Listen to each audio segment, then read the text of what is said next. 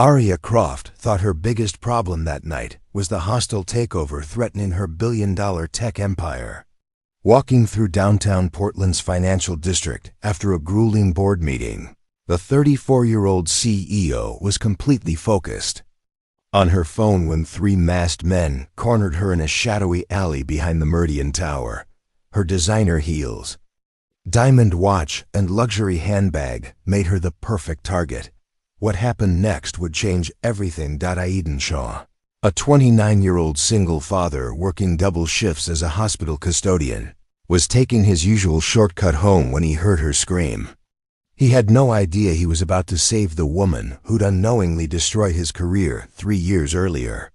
Armed with nothing but protective instincts and skills learned from years of martial arts classes at the local community center, Aidan fought off all three attackers. But the real shock came when Arya discovered who her rescuer really was, and what her company had taken from him. Before we jump back in, tell us where you're tuning in from, and if this story touches you, make sure you're subscribed, because tomorrow I've saved something extra special for you. The rain-slicked streets of downtown Portland gleamed under the amber streetlights as Arya Croft stepped out of the Meridian Tower's lobby at 11:47 p.m.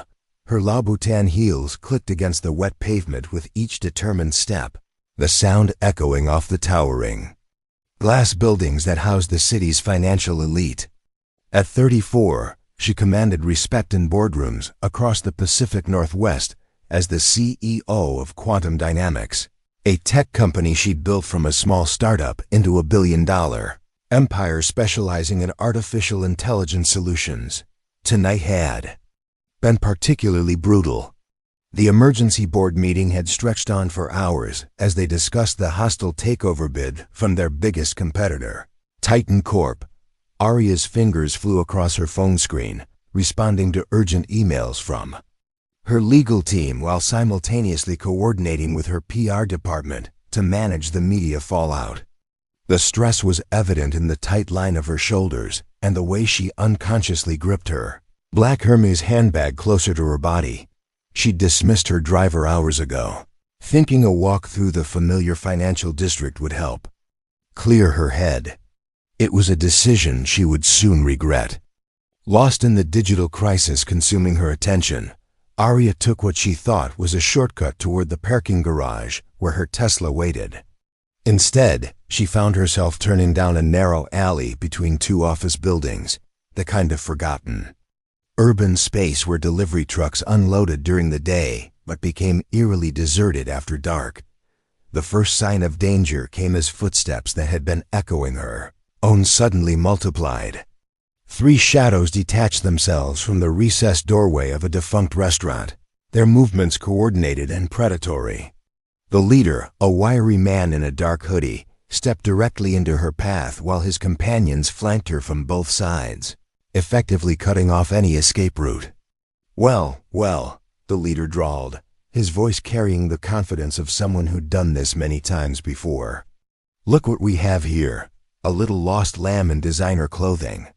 Arya's blood ran cold as she took in the situation. Her heart hammered against her ribs as adrenaline flooded her system. But years of high-pressure business negotiations had taught her to keep her voice steady even when facing adversity. "I don't want any trouble," she said, her tone firm despite the terror clawing at her throat. "Take my purse, take my jewelry, just let me go." The second attacker, broader and more muscular than his leader, laughed darkly. "Oh, we'll be taking all of that, sweetheart. But first, we're going to have a little conversation about what other valuables you might be carrying. Corporate types like you always have more than meets the eye." The third man, silent until now, produced a knife that gleamed wickedly under the dim alley lighting. The sight of the weapon made Arya's knees weak, and she pressed her back against the cold brick wall behind her, her manicured fingers scraping against the rough surface as she searched desperately for something, anything, that could help her escape this nightmare. "Please," she whispered, hating how small her voice sounded. This was Arya Croft, the woman who'd stared down venture capitalists and board members without flinching. Reduced to begging in a dirty alley, I'll give you everything I have. My watch is worth 50,000. My purse has cash and credit cards. 50,000? The leader whistled appreciatively, stepping closer until she could smell the stale cigarettes on his breath. Seems like we hit the jackpot tonight, boys. Wonder what else Miss CEO here might be hiding. As the three men closed in, their intentions becoming horrifyingly clear, Arya realized with growing panic that her money and status meant nothing in this moment. The corporate armor she'd spent years building, the reputation that opened doors and commanded respect, was utterly useless against the raw violence threatening to destroy her. She was just another victim in a dark alley, and no amount of quarterly earnings or market share could save her now. The leader reached for her diamond-studded watch, his grimy fingers making contact with her wrist, when a calm voice cut through, the tension like a blade. I think the lady asked you to leave her alone. All four heads turned toward the mouth of the alley, where a figure stood silhouetted against the streetlight beyond. From Arya's position, she could only make out a man of average height and build, wearing what appeared to be work clothes and sneakers. Nothing about him screamed hero or savior, yet something in his posture suggested a quiet confidence that made the attackers pause. Walk away, buddy, the leader snarled, though Arya noticed his grip on her wrist had loosened slightly. This doesn't concern you. The stranger stepped into the alley, and Arya could see him more clearly now.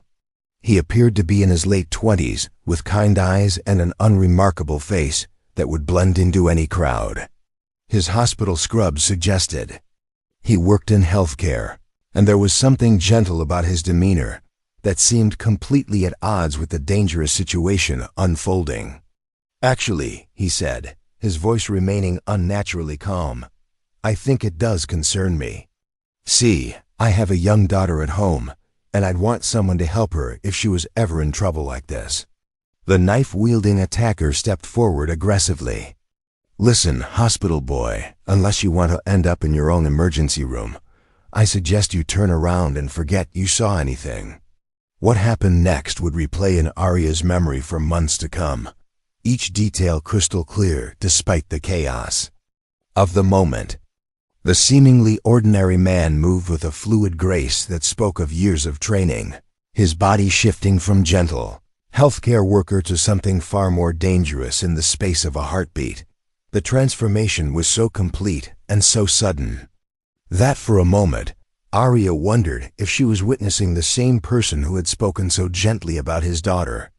Ayihan Shaw moved with the precision of a master craftsman, each motion deliberate and economical, wasting no energy on flashy techniques or unnecessary force. The knife-wielding attacker lunged first, his blade cutting through the air in a vicious arc aimed at Aiden's midsection. But Aiden was no longer where the blade expected to find him. He had shifted to the left with minimal movement, just enough to let the weapon pass harmlessly by, while simultaneously grabbing the attacker's extended wrist with both hands. The motion that followed was swift and brutal in its efficiency. A controlled twist that sent the knife clattering across the alley floor while its former owner dropped to his knees, his arm bent at an angle that made all present wince.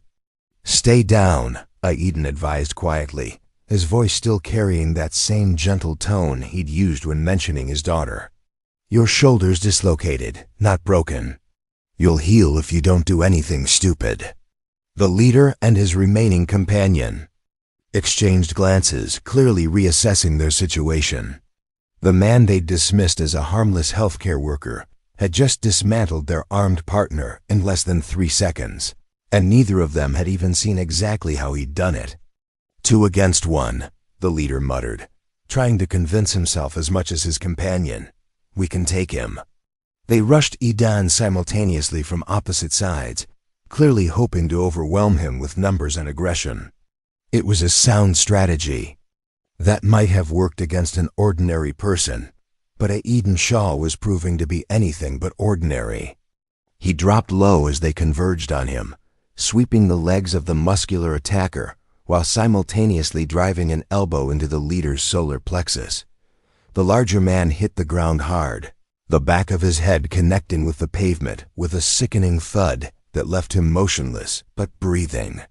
The leader, meanwhile, found himself gasping for air as his diaphragm spasmed from the precisely placed strike. He stumbled backward, clutching his chest and wheezing like a broken accordion.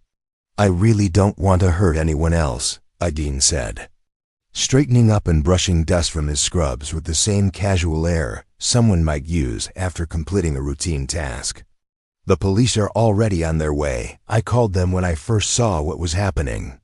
If you run now, you might get away. If you stay, you'll be explaining this to detectives in about 5 minutes. 5 minutes. The leader, still struggling to breathe properly, looked at his 2 incapacitated companions and made the wise decision to preserve his own freedom. He stumbled toward the mouth of the alley, pausing only to shoot a venomous glare back at Aidin. Before disappearing into the Portland night, Arya stood frozen against the brick wall, her mind struggling to process what she'd just witnessed. The entire confrontation had lasted less than 2 minutes, and this unassuming man in hospital scrubs had dispatched 3 dangerous criminals with the casual efficiency of someone diffusing a minor workplace disagreement. Her hands shook as the adrenaline began to wear off, replaced by a gratitude so profound it made her knees weak. Preparing and narrating this story took us a lot of time, so if you are enjoying it, subscribe to our channel. It means a lot to us. Now back to the story. Are you hurt? Aidin asked, approaching her slowly with his hands visible, clearly aware that she might still be in shock. His eyes scanned her for injuries with what appeared to be professional competence, though his manner remained gentle and non-threatening. "I don't think so," Arya managed, her voice trembling despite her efforts to maintain composure. "How did you... where did you learn to do that?" A small smile played at the corners of Aidin's mouth. "Community center martial arts classes," he said simply. "Started taking them after my daughter was born. Figured I should know how to protect her if I ever needed to." He gestured toward the 2 unconscious attackers. Muscle memory is a funny thing. Before Arya could respond, the distant sound of sirens began to echo off the surrounding buildings. True to his word, Aidin had indeed called for help, though his own intervention had rendered police assistance somewhat unnecessary for anything beyond cleanup and arrests. "The police will want statements from both of us," Aidin continued, his tone practical and reassuring. "It might take a while. Do you need to call anyone? Family, maybe, or a driver?" Arya realized with a start that her phone had been clutched in her death grip throughout the entire ordeal. The screen showed 17 missed calls from her assistant, her legal team, and her head of security, all wondering where she'd disappeared. To after the board meeting. "I should probably let my people know I'm okay," she said, her voice growing stronger. "They'll be worried sick." As she began making the necessary calls, Arya found herself studying her rescuer more carefully. Aidin Shah, she'd heard one of the attackers use his name, appeared to be exactly what he claimed, a healthcare worker finishing a late shift. His scrubs were clean but worn, suggesting regular use rather than costume, and there was a hospital ID badge clipped to his chest pocket. Everything about him screamed ordinary, working-class citizen, yet he'd just demonstrated skills that would have impressed military special forces. The police arrived exactly 4 minutes later, their flashing lights strobing across the alley walls as officers quickly secured the scene and began questioning witnesses. Aidin answered their questions with the same calm competence he'd shown during the fight, providing clear, concise details without embellishment or false modesty. He handed over the attacker's dropped knife to the evidence team and gave a statement that was both thorough and remarkably understated. "I saw the lady in distress and intervened," he told Detective Morrison, a grizzled veteran who clearly appreciated straightforward answers. The 3 suspects made threatening gestures. One was armed with a blade, and I used reasonable force to neutralize the immediate danger. "Reasonable force?" Detective Morrison raised an eyebrow as paramedics loaded the still unconscious muscular. Attacker into an ambulance. Sir, you put 2 grown men in the hospital and disarmed the third without sustaining so much as a scratch. That's either exceptional luck or exceptional skill. Ayeden shrugged modestly. I take martial arts classes at the Burnside Community Center. Sensei Williams runs a good program. The police processing took nearly 2 hours, during which Arya found herself drawn into longer conversations with her rescuer than she'd initially expected. As they waited for the detectives to finish their paperwork, Ayeden proved to be surprisingly easy to talk to, possessing the kind of genuine interest in others that was rare in Arya's usual corporate circles. So you work at Portland General? She asked, noticing the hospital logo on his ID badge. Night shift custodial services, Ayeden confirmed without a trace of embarrassment. 7 p.m. to 7 a.m., 4 days a week. It's good honest work, and the schedule lets me be home when Lovely wakes up for school. Lovely? Arya couldn't hide her surprise at the unusual name. Ayeden's entire demeanor brightened at the mention of his daughter. Lovely Shaw, she's 8 years old, and absolutely convinced she's going to be the world's first astronaut veterinarian, marine biologist. He pulled out his phone and showed Arya a picture of a gap-toothed girl with wild curls and intelligent eyes, grinning at the camera while holding what appeared to be a science fair trophy. This was last month when she won first place for her project on ocean acidification. She's everything to me. The love in his voice was unmistakable, and Arya felt something twist in her chest at the pure, uncomplicated devotion she heard there. In her world, relationships were often strategic, calculated, or performed for public consumption. The authentic emotion Ayeden displayed when talking about his daughter was like encountering a foreign language she'd forgotten she once knew. Where is she now? Arya asked, glancing at her watch and realizing it was well past midnight. Spending the night at her best friend Everly's house, Ayeden explained. They have these elaborate sleepovers where they build blanket forts and plan imaginary space missions. Mrs. Hayes, Everly's mom, is a saint for putting up with their schemes. He paused, then added more quietly, it's been just the two of us since her mother passed away 3 years ago. Cancer. These sleepovers give me a chance to pick up extra shifts without worrying about leaving her alone.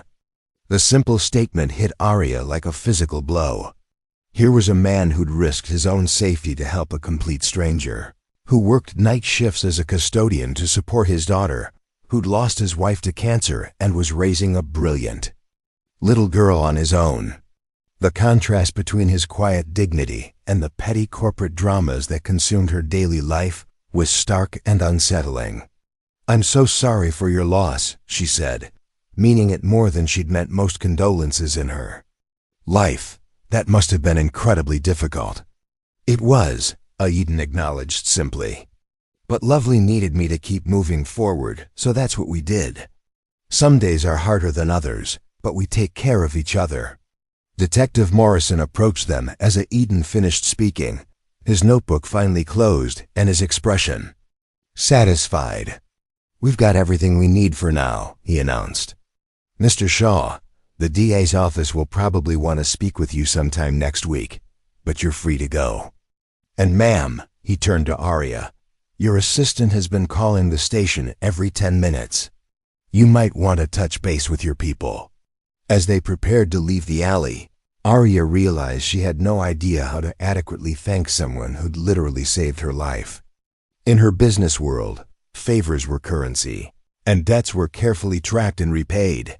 But this situation felt entirely outside those parameters. Mr. Shaw, she began, then stopped herself. Ayeden, I don't know how to thank you for what you did tonight. If there's anything I can do, anything at all. No thanks necessary, Ayeden replied with a smile that made him look younger than his years. Like I told the officer, I have a daughter. I'd want someone to help her if she was ever in trouble. Still, Arya persisted, pulling a business card from her purse. Please, if you or Lovely ever need anything, don't hesitate to call. I mean that. Whedon accepted the card politely, glancing at it briefly before slipping it into his pocket. If he was impressed by her title or company name, he didn't show it. "I appreciate that, Miss Croft. I hope the rest of your evening goes more smoothly." As Arya watched him walk away into the pre-dawn Portland streets, she found herself wondering about the man who'd saved her life. What kind of person worked as a hospital custodian, but fought like a trained bodyguard?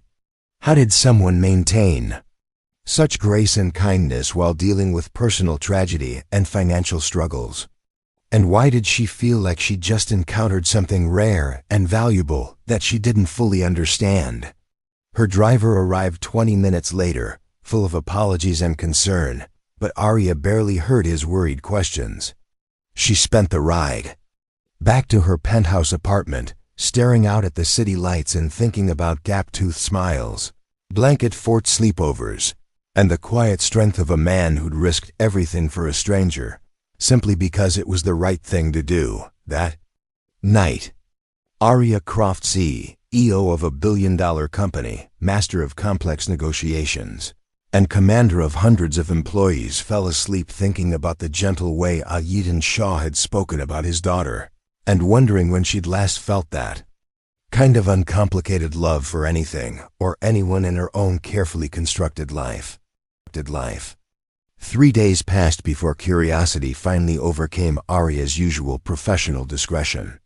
She'd found herself thinking about Aiden Shaw at the most unexpected moments during board meetings, while reviewing quarterly projections, even while negotiating the final terms of a major acquisition. The image of him moving with such lethal precision, followed immediately by his gentle smile when discussing his daughter, created a cognitive dissonance that her analytical mind couldn't resolve. Finally, during a rare quiet moment in her corner office overlooking the Willamette River, Arya did what she always did when faced with incomplete information. She researched. A few discreet inquiries to her head of human resources, combined with some careful database searches, began to paint a picture that made her stomach drop with each new detail. Aiden Michael Shaw, age 29, had indeed worked at Portland General Hospital for the past 3 years as a custodial services employee. But before that, according to his employment history, he'd been a senior software engineer at Quantum Dynamics, her own company. The realization hit her like a physical blow, and she immediately pulled his complete personnel file, her hands trembling slightly as she opened the digital folder. What she found made her lean back in her leather chair, a cold wave of nausea washing over her. Aiden Shaw had been hired 4 years ago as a mid-level programmer with impressive credentials from Portland State University and several smaller tech firms. His performance reviews were exemplary, filled with praise for his innovative thinking, collaborative spirit, and exceptional problem-solving abilities. His supervisor had recommended him for promotion to lead developer on multiple occasions. Then, 3 years ago, everything had changed. The file showed a series of increasingly desperate requests for flexible scheduling and family leave following his wife Sarah's cancer diagnosis. Aiden had asked to work remotely during her chemotherapy appointments, to adjust his hours around medical treatments, and to take extended unpaid leave during her final weeks. Each request had been denied by the department head at the time, Gerald Morrison, who had cited company policy about maintaining team cohesion and demonstrating commitment to corporate objectives.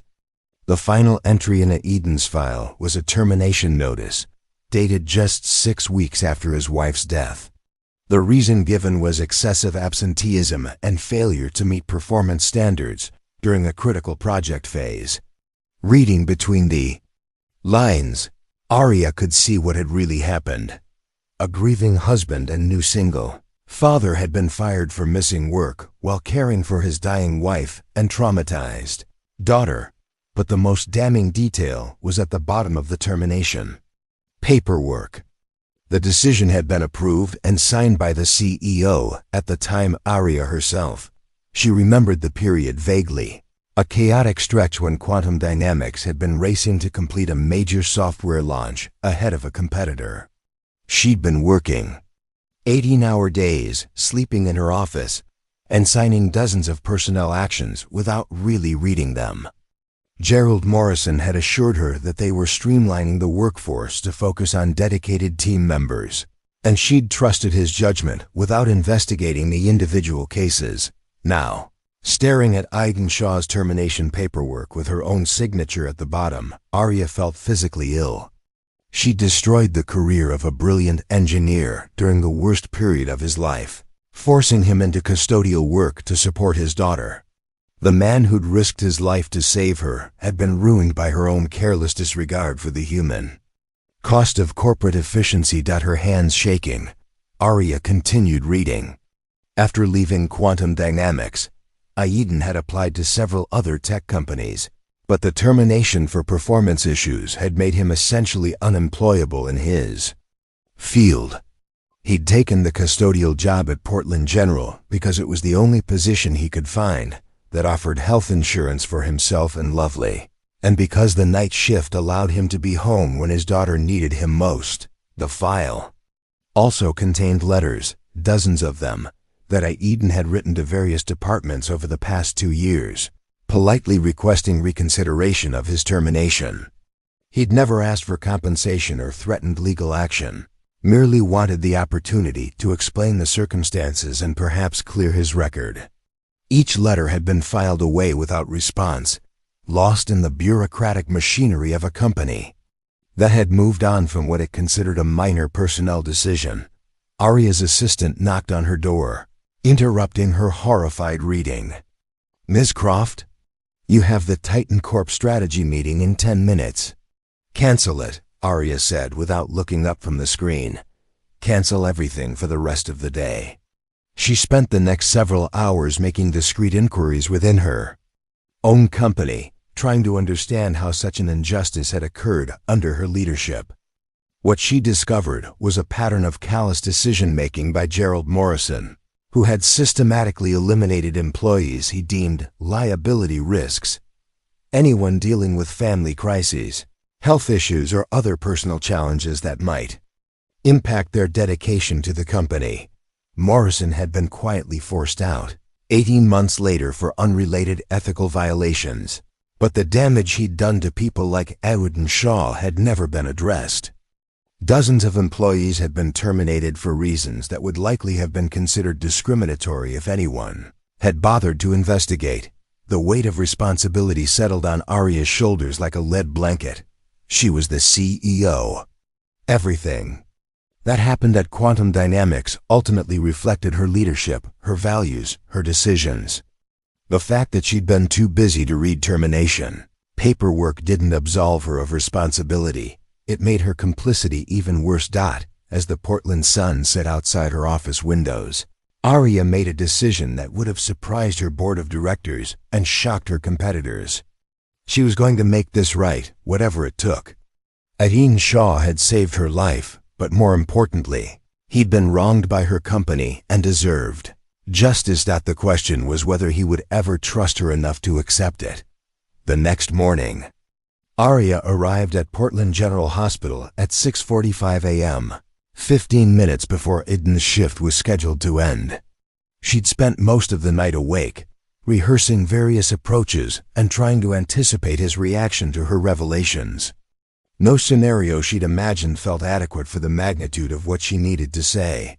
She found him in the pediatric wing, methodically mopping floors with the same quiet competence he'd displayed while dismantling 3 attackers. He looked up as her heels clicked against the freshly cleaned linoleum, surprise and concern flickering across his features. "Ms. Croft, is everything all right? You look like you haven't slept." The genuine worry in his voice made Arya's chest tighten with guilt. Even after what her company had done to him, his first instinct was concern for her well-being. "I need to talk to you," she said, her carefully prepared speech dissolving in the face of his kindness, "about something important. Something I should have known 3 years ago." Aiden glanced around the empty corridor, then nodded toward a small break room. "My shift ends in a few minutes.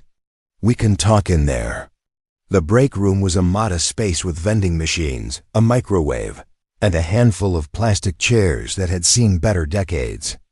Aiden poured 2 cups of coffee from a pot that looked like it had been brewing since the previous century, offering one to Arya with the same courtesy he might show an honored guest in his own home. "I looked you up," Arya began, then immediately regretted the bluntness of her approach. I researched your background. I found your employment file at Quantum Dynamics." She watched as understanding dawned in Aiden's eyes, followed quickly by something that might have been resignation. He sat down heavily in one of the plastic chairs, suddenly looking older than his 29 years. "So you know," he said simply.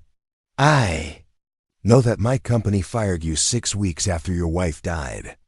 I know that you were denied family leave to care for her during her final illness. I know that you've been working as a custodian for 3 years because we destroyed your reputation in the tech industry." Arya's voice cracked slightly on the last words.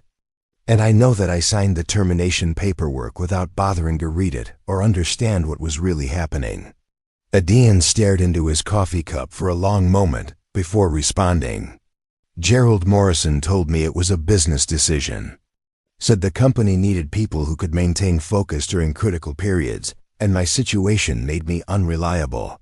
He looked up at Arya, and she was surprised to see no anger in his expression, only a kind of weary sadness.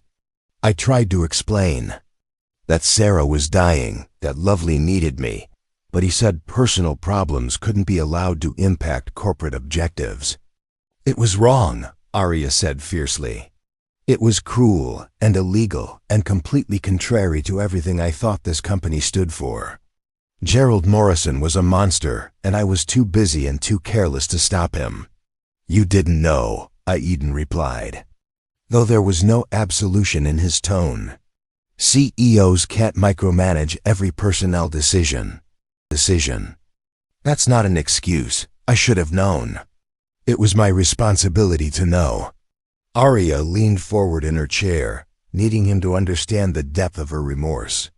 "Aiden, I want to make this right. I want to offer you your job back with full back pay, cleared record, promotion to the position you should have had years ago. I want to give you stock options, a signing bonus, whatever it takes to undo the damage we did." She expected relief, maybe gratitude, certainly some sign that her offer meant something to him. Instead, Aiden smiled sadly and shook his head. "That's very generous, Miss Croft, but I can't accept it. Why not?" Arya felt panic rising in her chest. She'd prepared for anger, for demands, for negotiation, but not for outright refusal. "The money? The position? We can discuss terms." "It's not about terms." Aiden stood up and walked to the small window overlooking the hospital parking lot. "Do you know what I do here besides clean floors? I volunteer in the Family Support Center, helping other single parents navigate the system when their kids are sick. I teach basic computer literacy classes for people who can't afford traditional education. I'm part of a grief counseling group for widowed parents." He turned back to face her, and Arya saw something in his expression she hadn't expected. Peace. 3 years ago, you ruined my career and forced me into a job I never would have chosen. It was the worst thing that could have happened to me professionally." He paused, considering his words carefully. "It was also the best thing that could have happened to me as a person and as a father." Arya stared at him, struggling to understand. "You're working night shifts as a custodian. You're struggling financially. How could that possibly be better than a career in tech?" "Because when I was a software engineer, I was working 60-hour weeks and missing Lovely's bedtime stories. I was stressed about deadlines and focused on climbing the corporate ladder, and I barely knew my own daughter." Aiden's voice grew stronger as he continued. "Now I'm home when she wakes up. I help with her homework every day. I volunteer at her school, attend every science fair, know all her friends and their parents. I'm present in her life in a way I never was before." He gestured around the modest break room. This job doesn't pay much, but it gives me something more valuable than money, time with my daughter and the opportunity to help people who really need it. I wouldn't trade that for all the stock options in Silicon Valley. Arya felt her carefully constructed plan crumbling. She'd expected to waltz in like a corporate fairy godmother, waving the magic wand of money and position to solve everything. Instead, she was discovering that Aiden Shaw had built a life of meaning and purpose from the ashes of what she'd thought was professional ruin. But you could have both, she insisted. We could arrange flexible hours, work from home options, whatever you need to maintain your priorities. Could we? Avidan's expression grew skeptical. When Gerald Morrison denied my requests for family leave, he said he was following company policy about maintaining commitment to corporate objectives. Has that policy changed, or would I just be a special exception until the next crisis requires everyone to prove their dedication? The question hit its mark with devastating accuracy. Arya realized she was asking him to trust a system that had already betrayed him once, based on nothing more than her promises that things would be different this time. You're right, she admitted quietly. I can't guarantee that corporate culture has changed enough to prevent this from happening again. But I can guarantee that I've changed. What happened to you opened my eyes to the human cost of the way we do business. Aiden studied her face for a long moment, clearly weighing her sincerity against his hard-won skepticism. What exactly are you proposing, Miss Croft? I don't know yet, Arya confessed. But I know that what happened to you was wrong, and I know that you're exactly the kind of person we should be fighting to keep, not throwing away. Give me a chance to figure out how to make this company worthy of employees like you. She pulled out her business card and wrote her personal cell phone number on the back. Think about it. Take all the time you need. And if you decide to give us another chance, I promise you'll have direct access to me, not middle management who might forget what really matters. Aiden accepted the card, though his expression remained thoughtful rather than convinced. I appreciate the offer, and I believe you mean it. But I need to consider what's best for Lovely, not just what might be best for my career.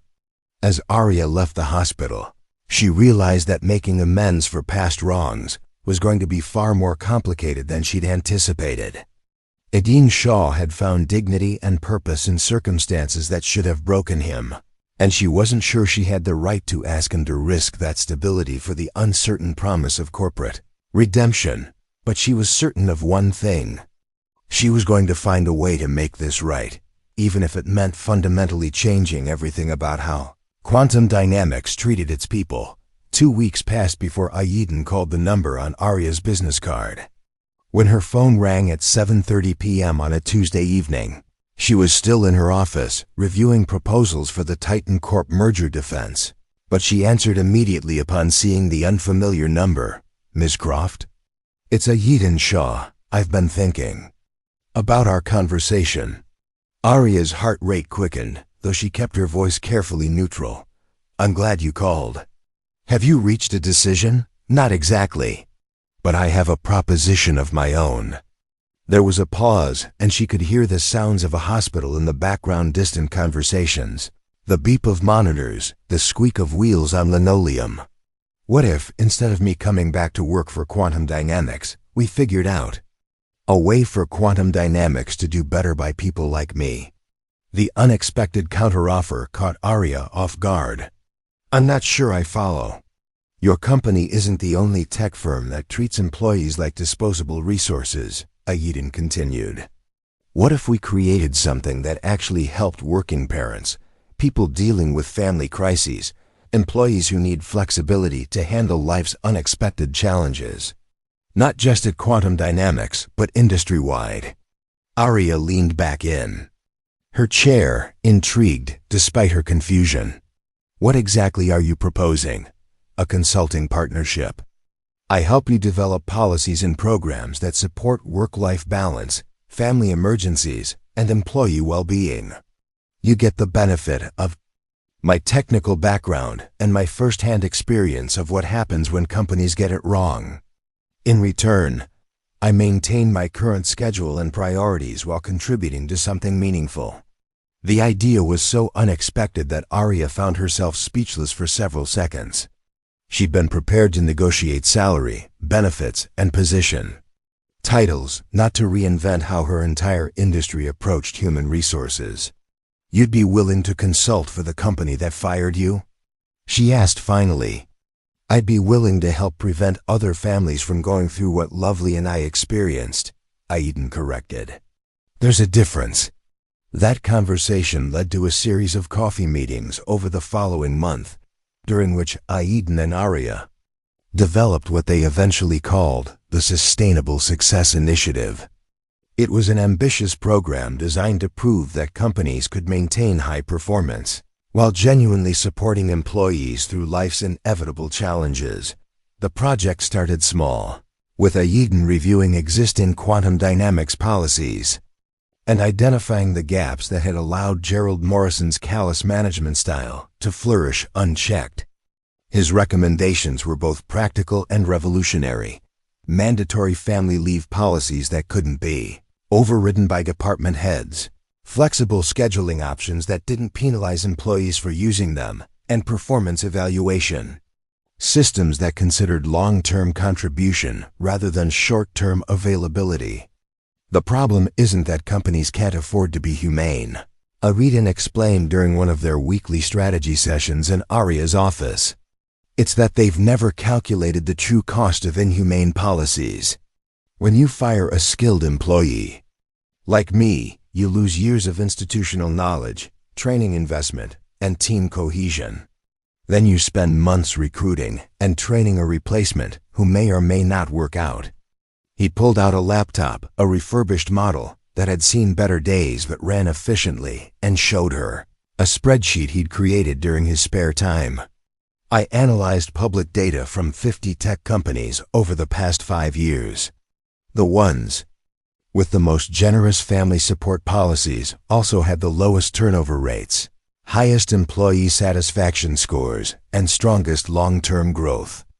Arya studied the data, her business instincts immediately recognizing the implications. "You're saying that treating employees well isn't just ethically right, it's financially smart." "Exactly. But most executives never see these numbers because the costs of poor policy are distributed across multiple departments and timeframes. HR sees the recruitment expenses, managers deal with knowledge gaps, and accounting tracks the training costs. But nobody connects them to the original decision to prioritize short-term productivity over long-term stability. Their collaboration quickly evolved beyond policy review into active implementation. Arya gave Aiden access to anonymized employee data and authorized him to conduct confidential interviews with staff members who'd faced family crises while working at Quantum Dynamics. What he discovered was both heartbreaking and illuminating.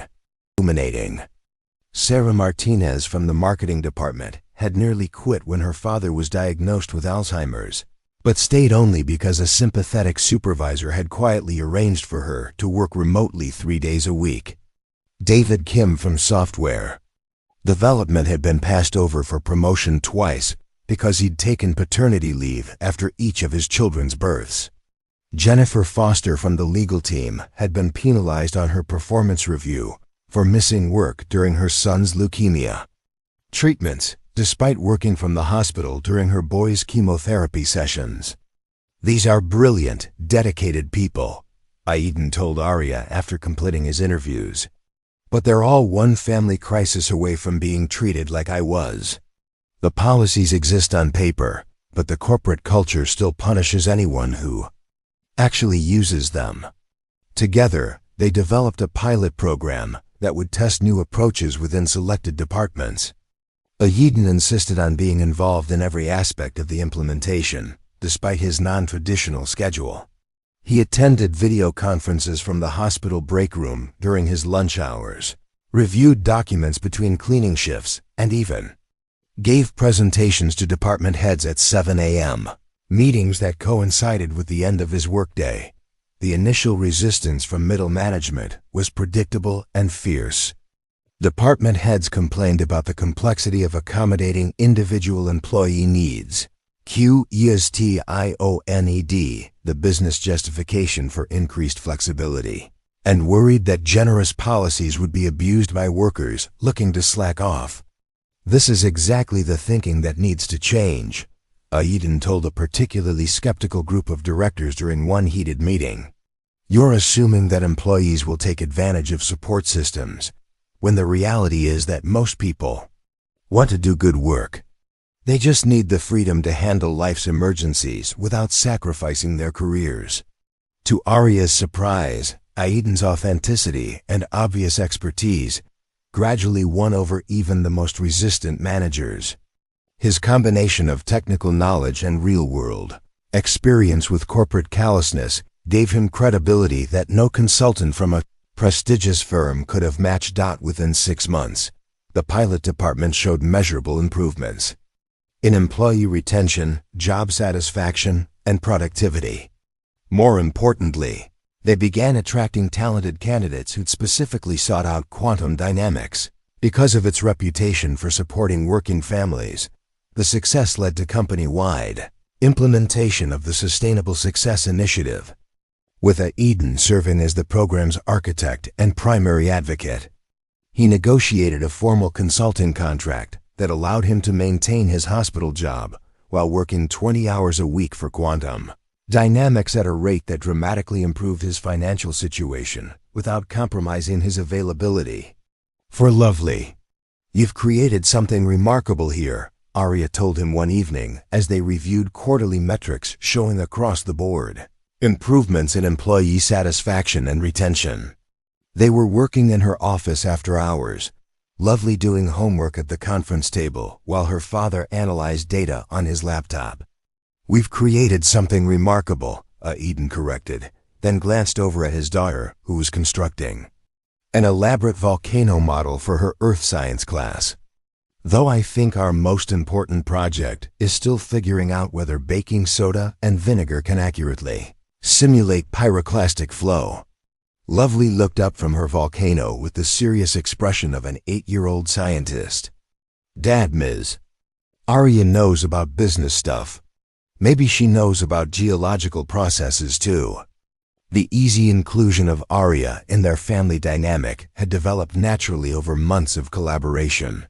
She'd begun timing their meetings to coincide with Lovely's after-school activities, had attended the girls' science fair as an enthusiastic spectator, and had even helped with a presentation about women in technology for Lovely's 3rd grade career day.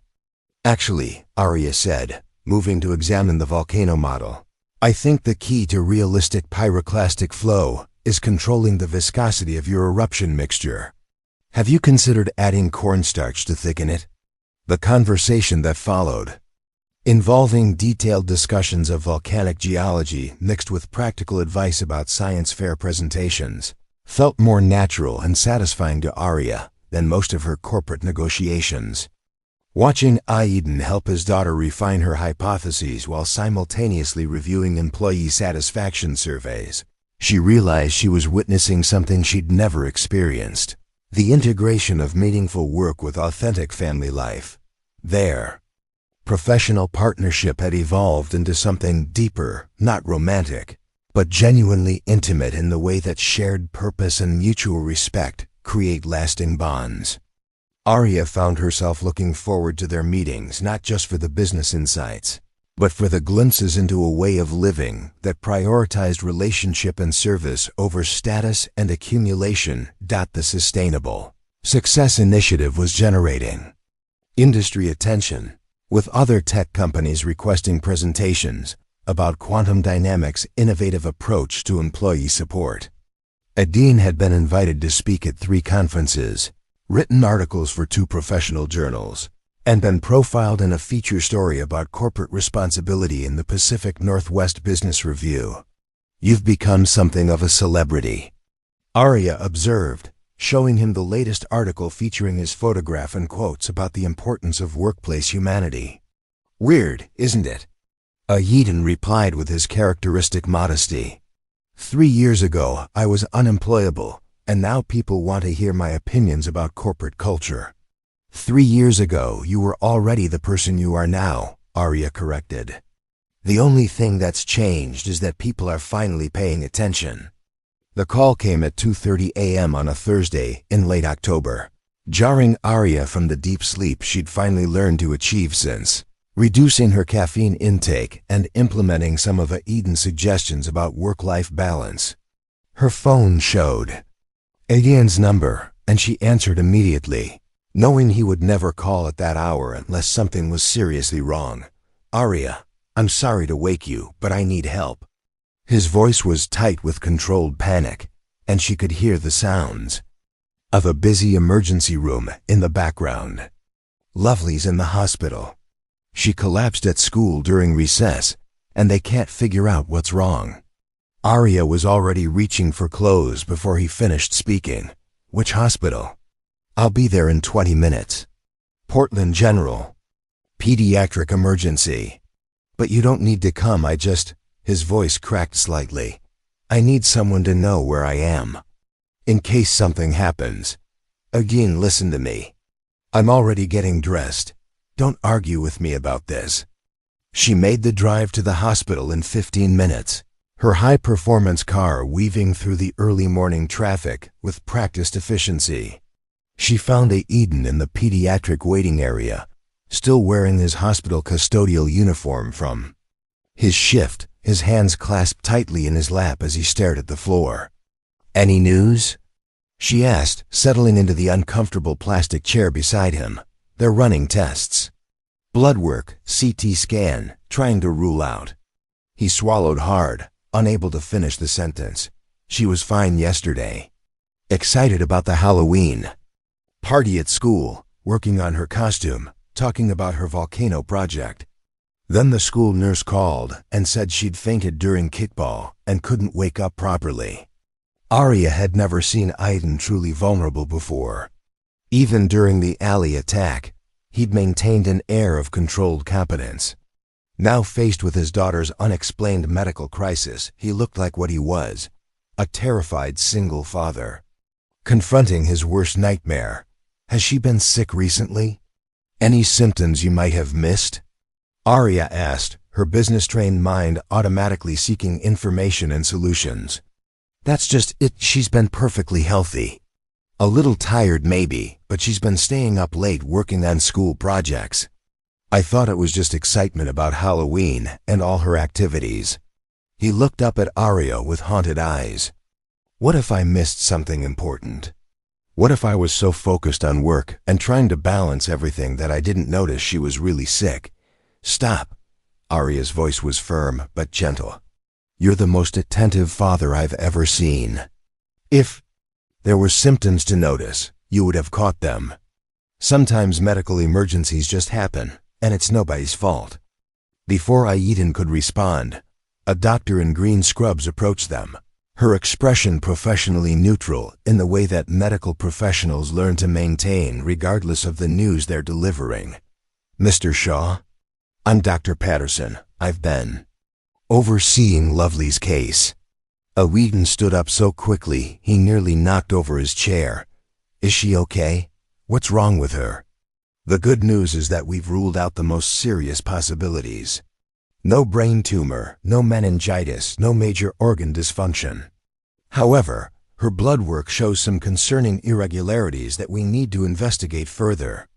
Dr. Patterson pulled out a tablet and showed them a series of charts and numbers that meant nothing to Arya but clearly concerned the physician. Her white blood cell count is elevated in an unusual pattern, and there are some other markers that suggest an autoimmune response. We need to keep her for observation and run additional tests to determine exactly what we're dealing with. "Autoimmune?" Eden's voice was barely above a whisper. Like what Sarah had. The doctor's expression softened with understanding. "Mr. Shaw, I see from Lovely's file that her mother passed away from cancer. What we're seeing in Lovely's blood work is completely different from any form of malignancy. We're looking at something more like juvenile rheumatoid arthritis or possibly a treatable autoimmune condition. Treatable? Arya found herself speaking before she realized she'd intended to. What does that mean exactly? It means that if our preliminary diagnosis is correct, this is something we can manage with medication and lifestyle adjustments. Lovely would be able to live a completely normal life with proper treatment. Dr. Patterson looked between Aiden and Arya, clearly assuming they were a couple. The next few days will be crucial for determining the exact diagnosis and treatment plan. After the doctor left to check on other patients, Aiden sank back into his chair as if all the strength had drained from his body. "I can't lose her," he whispered. "I can't do this again." Arya reached over and took his hand, not caring about professional boundaries or appropriate behavior. "You're not going to lose her. The doctor said it's treatable, manageable. This isn't like what happened to Sarah. But what if the treatment is expensive? What if she needs specialists, medications that insurance doesn't cover? What if I can't afford to give her what she needs?" The financial panic in his voice was as raw as his medical fears. "I have decent insurance through the hospital, but there are always gaps, always things they don't cover." That's when Arya made a decision that would have shocked her board of directors and probably violated several corporate policies. "Aiden, listen to me. Whatever this costs, whatever she needs, I'll handle it. Specialists, medications, treatments money is not going to be an obstacle to Lovely getting the best possible care." He started to protest, but she cut him off.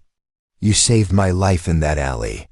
More than that, you've helped me build something at Quantum Dynamics that I'm actually proud of. Let me do this. Let me help the way you helped me. I can't accept charity. It's not charity, it's family." The words slipped out before Arya could stop it, surprising them both with its accuracy. Over the months of working together, of sharing meals and attending school events, and building something meaningful, they had become family in all the ways that mattered. They spent the next 3 days essentially living at the hospital, taking turns sitting with Lovely while she underwent various tests and procedures. Arya canceled all her meetings, delegated critical decisions to her executive team, and discovered that the world didn't end when she prioritized personal relationships over corporate obligations.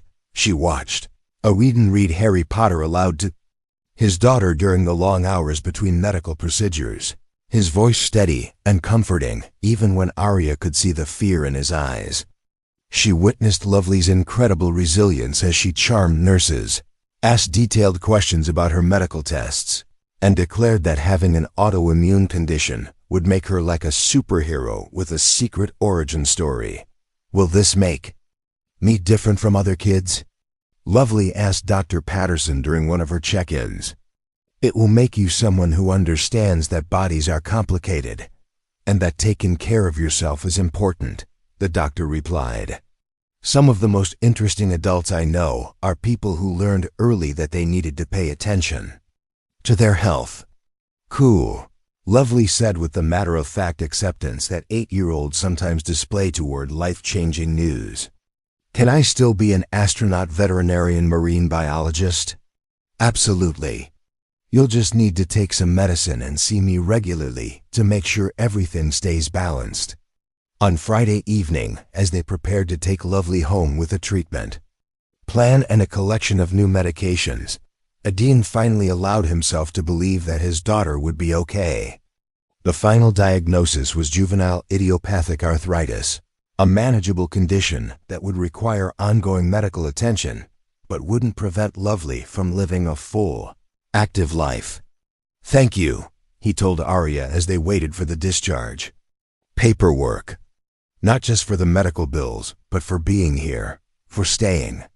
I don't think I could have gotten through this alone." "You'll never have to find out," Arya replied, meaning it more than she'd meant anything in her professional life. "We're family now, whether you like it or not." Looking at Lovely, who was using her tablet to research famous people with autoimmune conditions and seemed genuinely excited about joining what she called the Special Immune System Club, Arya realized that the scared, lonely executive who'd been mugged in that alley 6 months ago had found something she hadn't even known.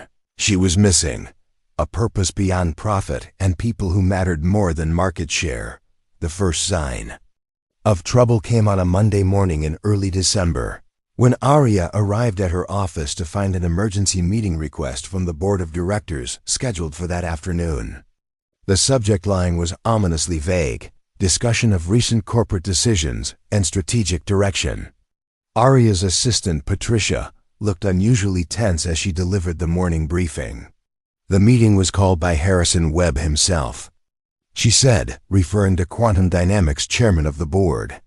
His office requested all documentation related to the Sustainable Success Initiative, your consulting contracts, and what they're calling non-standard employment arrangements. Cold dread settled in Arya's stomach. Harrison Webb was old-school corporate culture personified, the kind of executive who measured commitment by hours spent in the office and viewed work-life balance as code for laziness. He'd been quietly opposed to many of Arya's progressive policies but had stayed silent as long as the company's financial performance remained strong. Did they say why now? Arya asked, reviewing her calendar and trying to determine what might have triggered this sudden scrutiny. There's been some chatter in the business press, Patricia admitted reluctantly. A few articles questioning whether Quantum Dynamics has become too focused on employee satisfaction at the expense of shareholder value.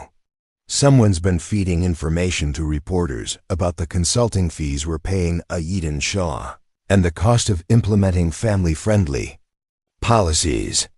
Arya spent the morning preparing for what she suspected would be a hostile interrogation, gathering data on employee retention, productivity metrics, and cost-benefit analyses that demonstrated the business value of treating workers humanely. But she had a sinking feeling that facts and figures wouldn't matter if the board had already decided to view her leadership as soft or misguided. The boardroom felt unusually cold when Arya entered at 2 p.m. sharp.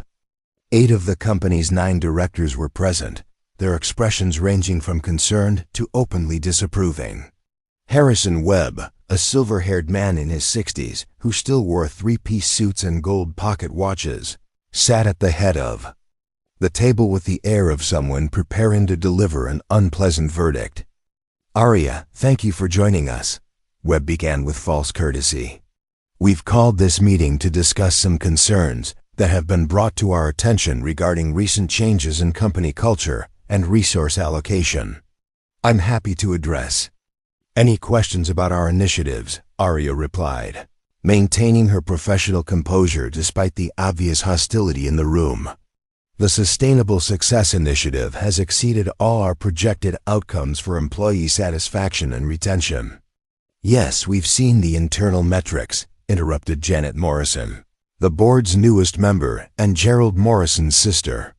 Arya felt her heart sink as she realized the personal nature of this attack. But we've also seen the external coverage, questioning whether Quantum Dynamics has lost focus on its core mission of maximizing shareholder value.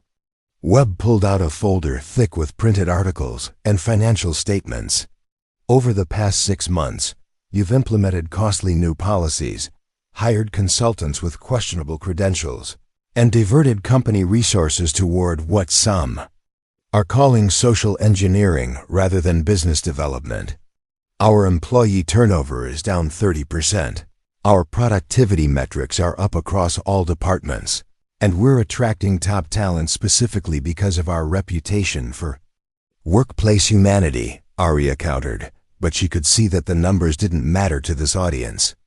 We're also spending significant resources on family leave policies, flexible scheduling accommodations, and consulting fees for a man whose primary qualification appears to be his personal relationship with you, Janet Morrison added with barely concealed venom. The personal attack on Aiden made Arya's hands clench under the table, but she forced herself to respond professionally. Aiden Shaw's qualifications include a computer science degree, 4 years of senior-level experience at this company, and demonstrated expertise in organizational psychology and employee relations. His consulting work has generated measurable improvements in every department where it's been implemented, His consulting work has also generated significant media attention about your judgment and priorities, Webb said, sliding a newspaper across the table toward her. This morning's Business Herald includes speculation about inappropriate relationships between executives and consultants, questions about corporate governance, and suggestions that Quantum Dynamics has become more focused on charity work than competitive business practices. Aria scanned the article, her anger building with each paragraph. The piece was a hit job, filled with anonymous sources making unsubstantiated claims about corporate culture, excessive spending on employee benefits, and implied impropriety in her relationship with Aiden. Whoever had fed information to the reporter had been careful to avoid specific accusations while creating maximum damage to both her reputation and the company's. This is a coordinated attack based on deliberately misleading information, Aria said firmly. Someone with access to internal financial data has been selectively leaking details to create a false narrative about our business priorities. Perhaps, Webb acknowledged, but the narrative is gaining traction among investors and industry analysts. Our stock price has dropped 12% since the first article appeared last week, and several major clients have expressed concerns about our stability and focus. The meeting continued for 2 more hours, with board members raising questions about every aspect of Aria's leadership over the past year. They questioned the wisdom of publicly championing family-friendly policies, criticized the resources devoted to employee satisfaction initiatives, and suggested that her personal involvement with Aiden Shaw's family represented a conflict of interest that compromised her objectivity. The board feels that immediate action is necessary to restore investor confidence and refocus company priorities, Webb finally announced as the meeting drew to a close. We're implementing several changes, effective immediately. He handed Aria a formal document that felt like a dagger to her chest. The new directives included suspension of all consulting contracts pending review, implementation of traditional productivity metrics that would effectively punish employees who used family leave policies, and reassignment of the Sustainable Success Initiative to a cost-cutting committee charged with eliminating non-essential programs. You're dismantling everything we've built, Aria said, her professional composure finally cracking. You're going back to the same callous policies that drove away talented people like Aiden Shaw in the first place. We're returning to proven business practices that prioritize shareholder value over social experimentation, Janet Morrison replied coldly. The board has lost confidence in your ability to maintain appropriate boundaries between personal relationships and corporate governance. Webb's final statement was delivered with the bureaucratic brutality that Aria had come to despise in corporate culture. Aria, you have 30 days to demonstrate measurable improvement in financial performance and investor confidence. If the board remains concerned about the company's direction at that time, we'll be forced to consider leadership changes. As Aria left the boardroom, she realized that she was facing the same kind of systematic attack that had destroyed Aiden's career. 3 years earlier, someone with inside knowledge and personal motivation was using corporate politics and media manipulation to destroy everything they'd built together. The question was whether she could expose the real villain before they succeeded in dismantling not just her career, but the more humane approach to business that had become her life's most meaningful work. Aria spent the 3 days following the board meeting in a state of controlled fury, watching helplessly as the company she'd rebuilt began to crumble under the weight of manufactured controversy. The stock price continued to fall. 2 major clients had postponed contract renewals pending clarification of corporate direction, and 3 talented employees had already submitted resignations rather than work under the reinstated productivity mandates that penalized anyone who dared to use family leave policies. On Thursday evening, as she sat in her office reviewing termination letters and cost-cutting proposals that would gut everything meaningful about Quantum Dynamics culture, her phone rang. Aiden's name appeared on the screen. and she answered with relief at hearing from someone who understood what they were losing. "How bad is it?" he asked without preamble. "Worse than I expected. They're not just rolling back the policies, they're actively punishing people who supported them." Sarah Martinez was written up for excessive personal time because she'd been working remotely 3 days a week to care for her father. David Kim was denied his promotion because of his demonstrated lack of commitment during his paternity leave. Aria's voice cracked with exhaustion and frustration. "It's like watching Gerald Morrison's ghost come back to destroy everyone we tried to help." "That's an interesting way to put it," Aiden said thoughtfully. "Tell me something. Who exactly called for this board meeting? Who provided the documentation they used to build their case against you?" Aria paused, thinking back to the hostile interrogation she'd endured. Harrison Webb called the meeting, but Janet Morrison seemed to have the most detailed information about our initiatives. She knew about consulting fees, specific policy costs, even internal metrics that should have been confidential. Janet Morrison, Gerald Morrison's sister. The connection hit Aria like a physical blow. "Oh my God. I'd noticed the same last name, but I thought it was coincidence. There are plenty of Morrisons in Portland." "Not a coincidence," Aiden said grimly. "I've been doing some research since you told me about the board meeting.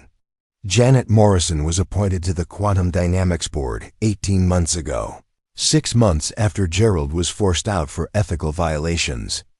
She's got an MBA from Wharton and a history of consulting for companies that specialize in what they call organizational efficiency, which usually means cutting costs by eliminating employee benefits." Aria felt pieces of a puzzle beginning to fall into place in her mind. She's been planning this. The whole time she's been on the board, she's been waiting for an opportunity to discredit me and reverse the changes we made. "More than that," Aiden continued, "I think she's been actively creating the opportunity. Someone's been feeding very specific information to reporters, information that could only come from board-level access to company finances and internal communications. And the timing of these leaks coincides perfectly with Janet Morrison's access to sensitive documents. But how do we prove it?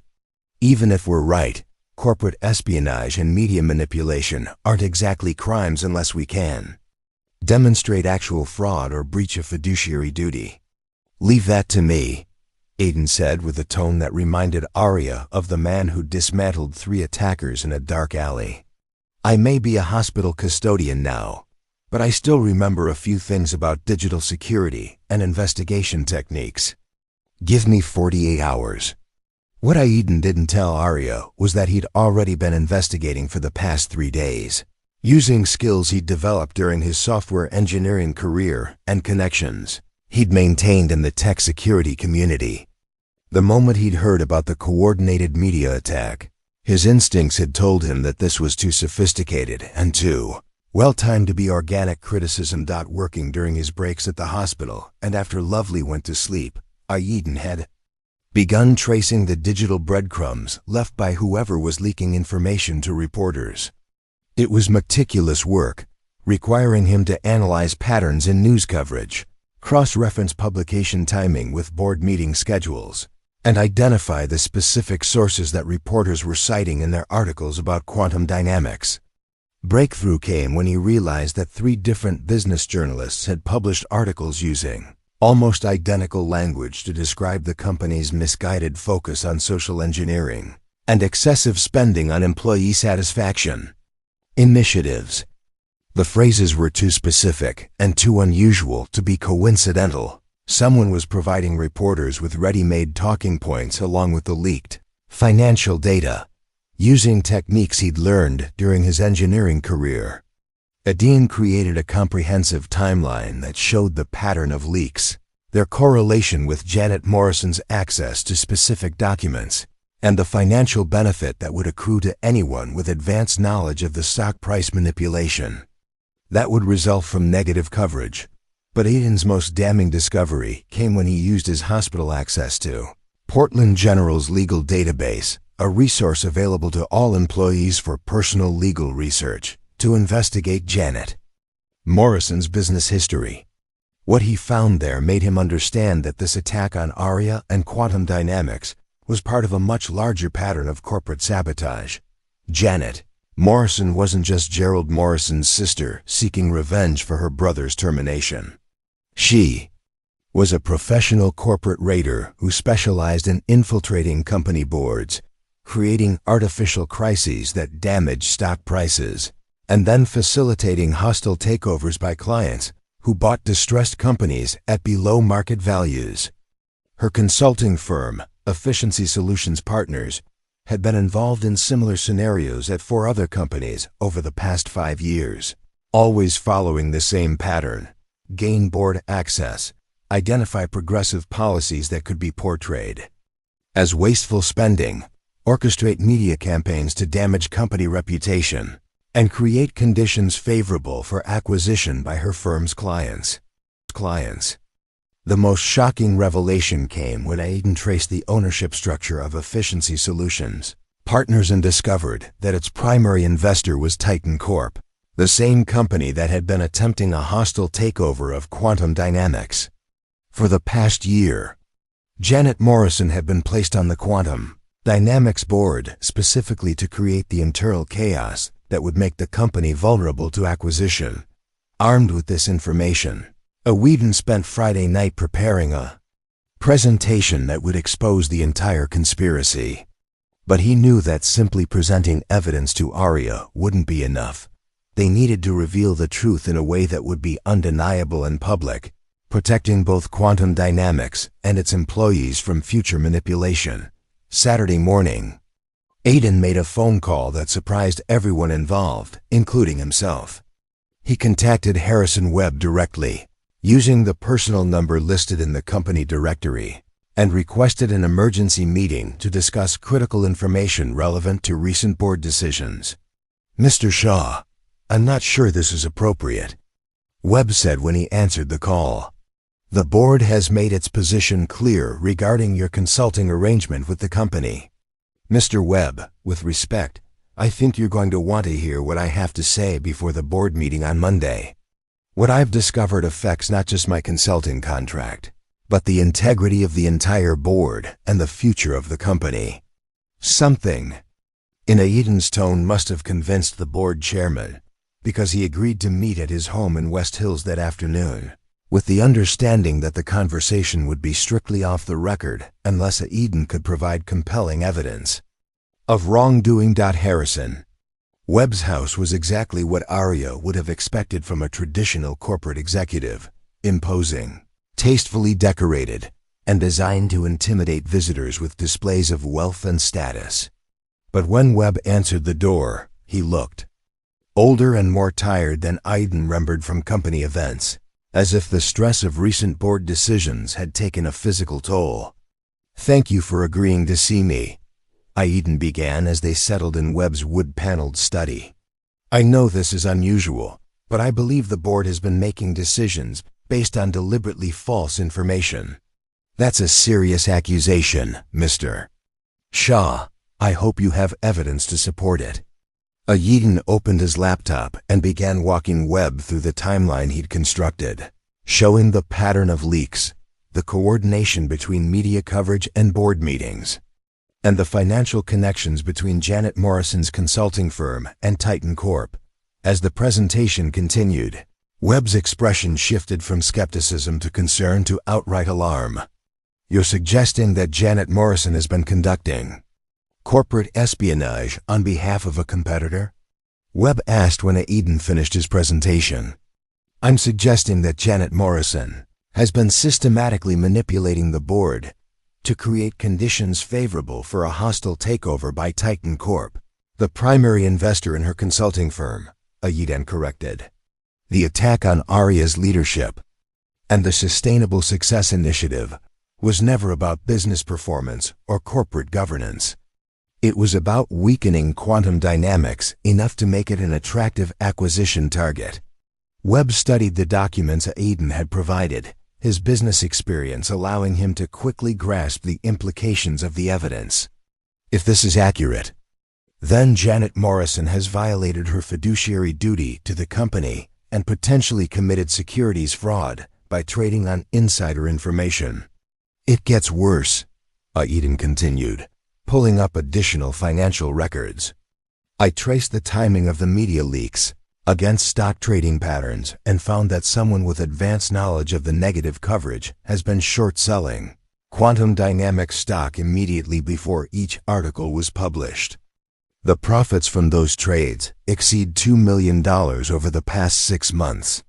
The revelation that board decisions had been manipulated for personal profit seemed to genuinely shock Webb, who had spent 40 years in corporate leadership and prided himself on maintaining ethical standards even when pursuing aggressive business strategies. Mr. Shah, if what you're showing me is accurate, then I owe you and Ms. Croft a significant apology. The board has been responding to a manufactured crisis, and our decisions have damaged both the company and innocent employees. The damage can still be reversed, Aydin said, but only if the board acts quickly to expose the truth and restore the policies that were making Quantum Dynamics a better place to work. Webb was quiet for several minutes, studying the evidence and clearly wrestling with the implications of having been manipulated by a colleague he'd trusted. Finally, he looked up at Aydin with a mixture of respect and regret. How do you want to handle this, Mr. Shah? We could present this evidence to law enforcement, or handle it internally through board action, or make it public through media disclosure. Each approach has different implications for the company and for everyone involved. I want to handle it the same way that Arya has always handled business decisions, Aydin replied. Transparently, ethically, and with consideration for how our choices affect the people who depend on this company for their livelihoods. Sunday evening, Arya received a call from Harrison Webb that began with words she'd never expected to hear from the traditional board chairman. Arya, I owe you a profound apology, and I need your help to correct a serious injustice. The emergency board meeting on Monday morning was unlike anything in Quantum Dynamics corporate history. Webb opened the session by announcing that new evidence had emerged regarding the circumstances surrounding recent media coverage and board decisions, and that the company's general counsel would be presenting findings that affected the integrity of board governance. Janet Morrison appeared confident as the meeting began, clearly expecting another opportunity to advance her agenda of dismantling Arya's progressive policies. Her composure began to crack, however, as Webb methodically presented Aydin's evidence, showing the timeline of leaks, the financial connections to Titan Corp, and the pattern of insider trading that had accompanied the media attacks. This is preposterous, Morrison protested when Webb finished his presentation. You're basing serious accusations on speculation and circumstantial evidence compiled by a disgruntled consultant who has obvious bias in favor of the current CEO. Actually, Webb replied calmly, we're basing these accusations on documented financial records, verified communication logs, and trading patterns that constitute prima facie evidence of securities fraud and breach of fiduciary duty. The company's general counsel, who had been working through the weekend to verify Aydin's findings, presented additional evidence that removed any doubt about Morrison's guilt. Email records showed direct communication between Morrison and Titan Corp executives about acquisition strategies. Financial documents proved that her consulting firm had profited from advanced knowledge of stock price movements, and phone logs confirmed coordination between Morrison and the journalists who had published damaging articles about Quantum Dynamics. The most damning evidence came when the general counsel revealed that Morrison had been secretly recording board meetings and sharing confidential information with Titan Corp as part of their acquisition strategy. The recordings, which Morrison had intended to use as leverage against other board members, instead provided irrefutable proof of her systematic betrayal of her fiduciary responsibilities. Janet Morrison, you are hereby removed from the board of directors effective immediately, Webb announced with the authority of someone reclaiming control of his organization. Legal counsel will be filing complaints with the Securities and Exchange Commission and coordinating with law enforcement regarding potential criminal charges. As security personnel escorted Morrison from the building, Webb turned to address the remaining board members, his expression grave but determined. The board owes Ms. Croft and Mr. Shaw our sincere apologies for questioning their integrity and dismantling their valuable work based on fraudulent information. Our immediate priority is to restore the policies and programs that were making Quantum Dynamics a leader in employee relations and corporate responsibility. The formal vote to reinstate the Sustainable Success Initiative, restore Aydin's consulting contract, and publicly vindicate Aria's leadership was unanimous among the remaining board members. But more important than the corporate resolutions was the personal acknowledgement that came when Webb approached Aria after the meeting concluded. "Ms. Croft, I've spent 40 years in business, and I've rarely encountered leadership as principled and effective as what you've demonstrated during this crisis. The board not only supports your continued leadership, but wants to expand your authority to implement the kind of corporate culture that makes companies truly successful in the long term." As news of Janet Morrison's removal and the exposure of the Titan Corp conspiracy began to spread, Aria realized that the attack designed to destroy her career had instead validated everything she and Aydin had been working to build. The truth had emerged not through corporate politics or media manipulation, but through the careful investigation and principled action of a man who had been discarded by the system and had chosen to fight for justice rather than revenge. That evening, as Aria sat in her office reviewing the restored policies and reinstated programs that represented months of collaborative work, she understood that the victory belonged not just to her and Aydin, but to every employee who would benefit from working in an environment that valued their humanity as much as their productivity. 1 year later, Aria Croft stood at the podium in the grand ballroom of the Portland Convention Center, looking out at an audience of more than 800 business leaders, human resources professionals, and employee advocates who had gathered for the inaugural Northwest Conference on Sustainable Corporate Culture. The event had grown far beyond anything she'd originally envisioned, drawing attendees from across the Pacific Northwest and beyond, all eager to learn about the revolutionary approach to employee relations that had transformed Quantum Dynamics from a typical tech company into an industry leader in both financial performance and workplace humanity. 18 months ago, I was mugged in a dark alley, Aria began, her voice carrying clearly through the packed ballroom. I thought my biggest problem that night was a hostile takeover threatening my company. I had no idea that getting lost in downtown Portland would lead me to find everything I'd been missing in my approach to leadership and life. In the front row, Aydin Shaw sat with Lovely, now 9 years old and serving as the conference's youngest official volunteer coordinator. She'd insisted on helping with registration, name tag distribution, and what she called making sure all the important business people remember to eat lunch. Her juvenile arthritis was well controlled with medication, and she'd recently been accepted into Portland's gifted program for students interested in science and technology. The man who saved my life that night, Aria continued, taught me that the most powerful business strategy isn't about maximizing short-term profits or eliminating costs by treating employees as disposable resources. It's about recognizing that sustainable success comes from creating environments where people can thrive both professionally and personally. The past year had exceeded even Aria's most optimistic projections for what they could accomplish. Following Janet Morrison's removal from the board and the exposure of the Titan Corp conspiracy, Quantum Dynamics had experienced unprecedented growth in both financial performance and industry reputation. Employee turnover had dropped to historic lows. Productivity metrics showed consistent improvement across all departments, and the company had received recognition from the Portland Business Journal, the Pacific Northwest Technology Association, and the National Society for Human Resource Management for its innovative approach to workplace culture. More importantly, the success had attracted attention from other companies seeking to implement similar programs. Eden's consulting practice had expanded beyond quantum dynamics to include 12 other organizations, ranging from small startups to established corporations, all eager to learn how treating employees with dignity and flexibility could enhance, rather than hinder business performance.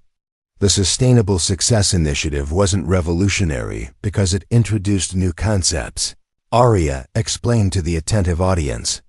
It was revolutionary because it proved that companies could maintain competitive advantage while genuinely supporting their employees through life's inevitable challenges. We discovered that the choice between financial success and humane treatment of workers was a false dilemma created by short-sighted thinking and outdated management philosophy. Sarah Martinez, who had been promoted to Director of Marketing 6 months earlier, sat in the third row taking notes for an article she was writing about transformational leadership for the Harvard Business Review. Her father's Alzheimer's had progressed, but the flexible work arrangements at Quantum Dynamics allowed her to balance her caregiving responsibilities with her professional growth in ways that previous employers had never permitted. David Kim, now the company's chief technology officer, had become one of the most vocal advocates for family-friendly policies in the tech industry. His experience taking paternity leave without career penalties had inspired him to mentor other working fathers, and he'd recently launched an industry-wide initiative to normalize parental involvement in the workplace. Jennifer Foster from the legal team had left Quantum Dynamics 6 months earlier, but not because of dissatisfaction with the company culture. Instead, she'd been recruited by the City of Portland to help implement family-friendly policies in municipal government, carrying the lessons she'd learned about balancing professional responsibility with personal needs into public service. The data speaks for itself, Aria said, advancing to a slide showing comparative performance metrics. Companies that implement comprehensive family support policies see average employee retention rates of 92%. Compared to industry averages of 67%. They report productivity increases of 28% and customer satisfaction improvements of 35%. Most importantly, they achieve these results while reducing overall labor costs through decreased turnover, lower recruitment expenses, and reduced training overhead. Harrison Webb, who had become one of the strongest supporters of the new corporate culture, nodded approvingly from his seat at the VIP table. The past year had transformed him from a traditional executive focused primarily on quarterly earnings into an advocate for long-term sustainable business practices. He'd recently announced his intention to retire from the Quantum Dynamics board to pursue consulting work helping other companies transition away from outdated management approaches that prioritize short-term profits over long-term stability. But the most significant transformation, Aria continued, wasn't in our financial performance or our industry recognition. It was in our understanding of what business leadership really means in the 21st century. She clicked to a new slide showing photographs from the community outreach programs that had grown out of the Sustainable Success Initiative. Quantum Dynamics now sponsored coding boot camps for unemployed workers, provided technology literacy classes for seniors, and offered internship programs specifically designed for single parents who needed flexible schedules to balance work and family responsibilities. At the Burnside Community Center, where Eden had first learned the martial arts skills that had saved Aria's life, had received a significant grant from Quantum Dynamics to expand its programs for working families. The center now offered after-school childcare, evening adult education classes, and weekend family workshops that brought together parents and children around shared learning experiences. Corporate social responsibility isn't something we do in addition to our business activities, Aria explained. It's integral to our business model, because we've learned that companies that genuinely care about their communities attract employees who genuinely care about their work. Lovely Shaw raised her hand from the front row, and Arya smiled as she recognized the young girl who had become something of a conference mascot. Yes, Lovely? Ms. Arya, can you tell everyone about the scholarship program? I think the business. People would like to know how helping kids like me helps the company too. The question brought warm laughter from the audience, but Arya treated it with the seriousness that Lovely's inquiries always deserved. Lovely is referring to the future. Leader Scholarship Program at Quantum Dynamics, established in partnership with Portland State University and Portland Community College. We provide full tuition assistance for students from families affected by medical challenges, workplace discrimination, or economic hardship. She advanced to another slide showing graduation statistics and employment outcomes for scholarship. Recipients. 67% of our scholarship graduates have chosen to work for companies that prioritize family-friendly policies, and 43% have started their own businesses with similar values. We're not just changing how we do business, we're changing the expectations of the next generation of workers and leaders. The scholarship program had been Aidan's idea, born from his recognition that his own career struggles had stemmed partly from the lack of support systems for working parents in the tech industry. Rather than simply complaining about systemic problems, he proposed creating pathways for people facing similar challenges to develop skills and find opportunities in more supportive environments.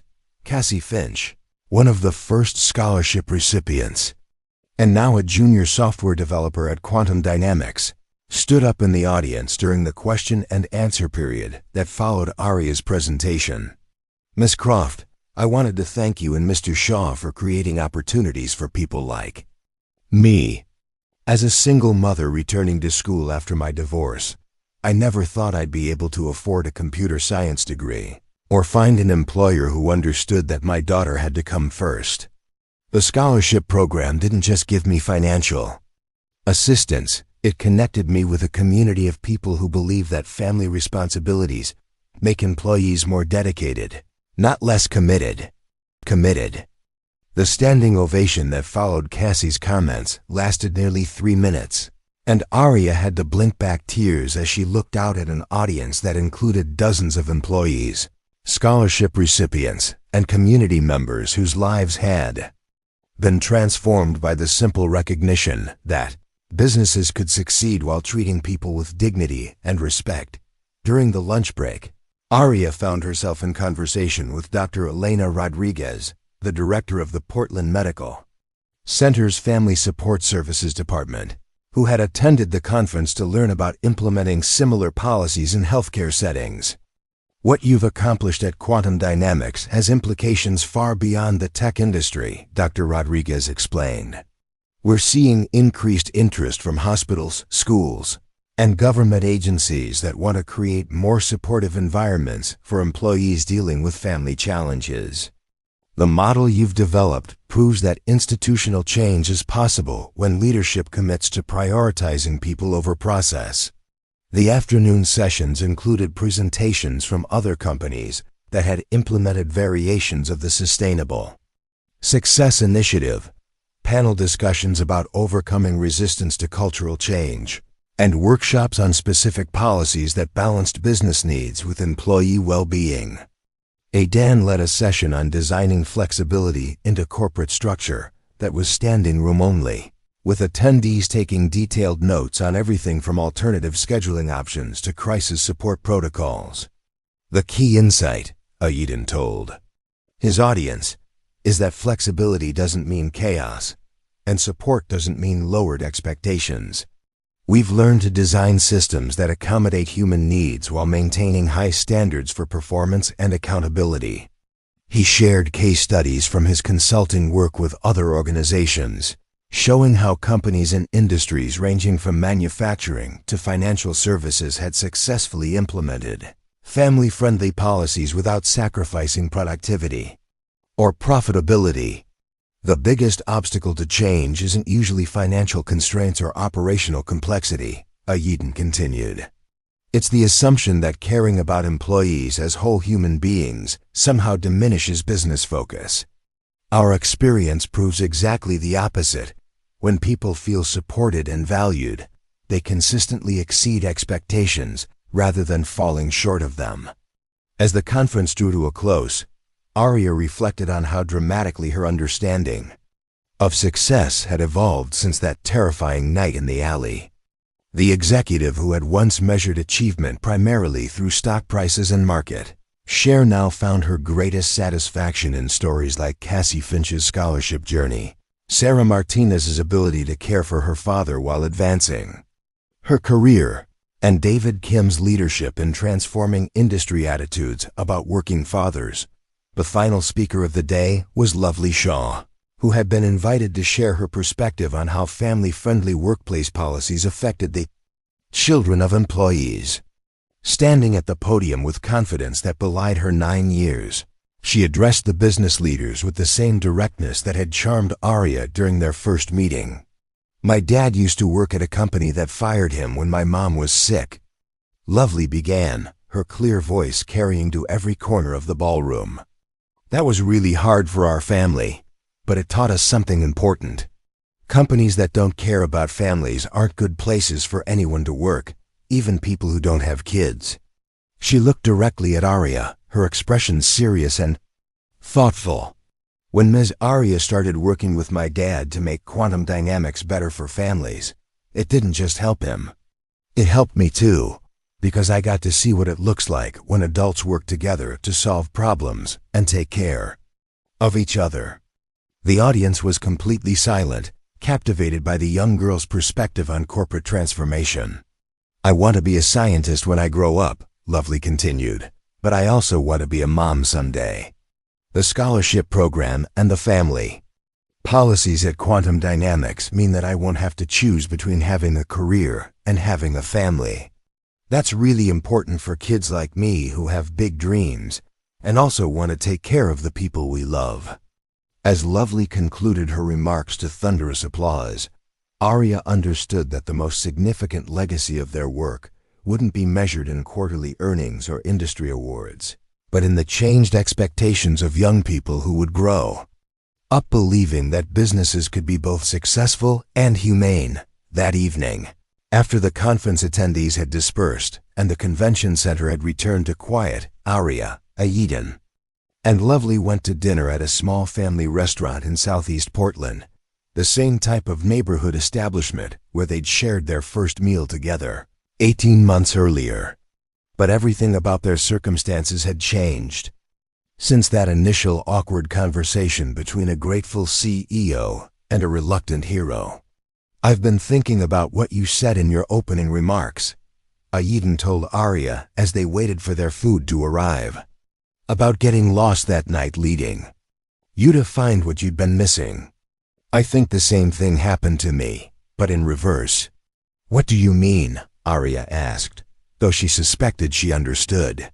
"When Quantum Dynamics fired me, I thought I'd lost everything that mattered professionally. But working as a custodian, volunteering at the community center, focusing on being present for Lovely, those experiences taught me what actually matters in work and life. When we started collaborating on the Sustainable Success Initiative, I wasn't going back to my old career. I was bringing everything I'd learned about balancing achievement with meaning into something completely new." Lovely looked up from the elaborate castle she was building with sugar packets and napkins. "Dad, does this mean you're famous now? Because 3 people at the conference asked for your autograph." "I think it means that people are finally paying attention to ideas that should have been obvious all along," Aiden replied with characteristic modesty. "It's not revolutionary to suggest that companies should treat employees like human beings instead of production units." "Maybe not revolutionary," Arya said, "but apparently it's rare enough to draw 800 people to a conference and generate interest from organizations across the country." The conversation was interrupted by their server, a young woman who recognized Arya from the day's media coverage of the conference. "Excuse me, aren't you the CEO who spoke at the convention center today? I saw the story on the evening news about the company that lets people take care of their families without losing their jobs." "That's right," Arya confirmed. Do you work somewhere that could benefit from family-friendly policies? I work 3 part-time jobs and I'm a full-time student, the server replied. None of my employers offer benefits or flexibility, so when my little brother was in the hospital last month, I almost had to drop out of school because I couldn't miss work to be with him. It would be amazing if more companies understood that employees have lives outside of work. After the server left to check on other tables, Lovely looked thoughtfully at the adults across from her. That lady reminds me of why this work is important. There are lots of families like ours who need companies to be more understanding. As they finished dinner and prepared to head home, Arya realized that the transformation she'd undergone wasn't just professional, it was fundamentally personal. The executive who had once defined herself entirely through corporate achievement now found her deepest satisfaction in relationships and community impact that extended far beyond quarterly earnings. You know what I've been thinking about lately? Arya said as they walked to their cars. That night in the alley, I was completely focused on a hostile takeover that threatened my company. I was terrified of losing control of something I'd built.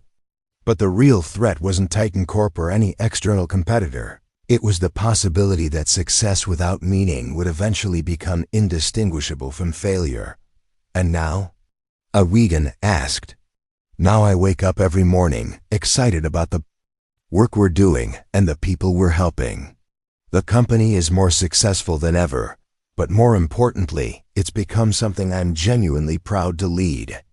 6 months later, when Harvard Business School invited Arya to teach a semester-long course on sustainable leadership in the modern economy, she accepted on the condition that Aiden would serve as co-instructor. Their curriculum, which combined rigorous business analysis with real-world case studies of companies that had successfully implemented human-centered policies, became one of the most popular electives in the MBA program. Lovely Shaw, now 10 years old and already planning her path through high school advanced placement courses, often accompanied her father to campus when his teaching schedule overlapped with her school breaks.